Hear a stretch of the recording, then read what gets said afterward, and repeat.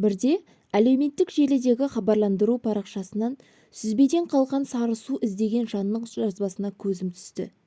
Әлгі ағарғаннан қалған сол бір судың қандай қажеттілігі болды екен деген сұрақ біраз ойға қалдым. Содан соң төменде жазылған пікірлерді бір шолып шықтым. Бақсам, сары су шипалық қасиетке тұнып тұр екен ғой. Сары суды бір қарағанда қарапайым сүзбеден қалған сарғыш су ретінде көруіңіз мүмкін.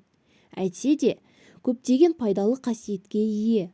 Сары судың құрғақ заты негізінен лактоза мен сүт қантынан тұрады.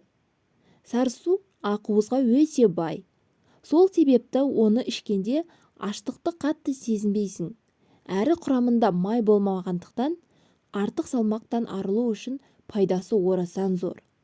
Сонымен қатар құрамындағы бағалы микроэлементтер калий, кальций, магний, фосфор бар және А, Е, Р, С, В, Р тобындағы барлық дәрумендер кездеседі.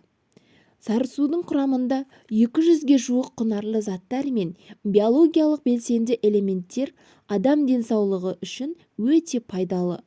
Ол асқазан ішек жолдарының жұмысын жақсартуға жәрдемдеседі. Иә, сары су ішек микрофлорасын қалпына келтіріп, газ түзілу және шіру үдісін баяулатады. Сол себепті оны ас қорыту жолдарында ауруына емдік ретінде пайдаланады. Сүт сары суы суда еритін дәрумендердің қайнар көзі. Жеміс пен көкөністер жоқ мезгілде дәрумен жетіспеушілік кейбір түрлерінен арылуда пайдасы зор.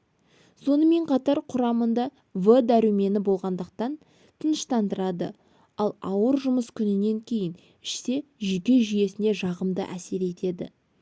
Қарттар үшін де тағаммен емделуге аса пайдалы. Егер тамақ алдында ішсеңіз, асқазандағы тұз қышқылын төмендетуге септігін тигізеді. Ал иммунитетті нығайтып, әртүрлі ауруға төтеп бергіңіз келсе, күнделікті таңертең бір кесе сары су ішіп тұрған абзал. Сары судың адам ағзасына пайдасы көп. Айталық, сары су бүйрек пен бауыр жұмысын жақсартады. Ағзадағы артық сұйықтықты шығарады. Шлак пен улы заттарды жояды.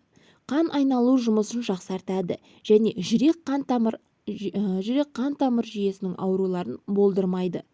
Қан қысымының артуын қадағалайды және буын ауруының алдын алады. Мұнан бөлек сары су қақырықты түсіруге көмектеседі.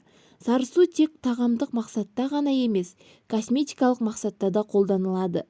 Косметологтар сары судың бетті ағартатын, теріні тазалап жасартатын және шашты қатайтып жылтырататын қасиетке ие екенін айтады. Теріні нәрлендіріп, балғындығын сақтап, ағарту үшін бетті үнемі лимон шырыны араласқан сары сумен сүртуге болады. Бұл тек майлы және немесе қалыпты теріге арналады. Ал шаш мықты әрі жылтыр болуы үшін сары сумен жуған тиімді.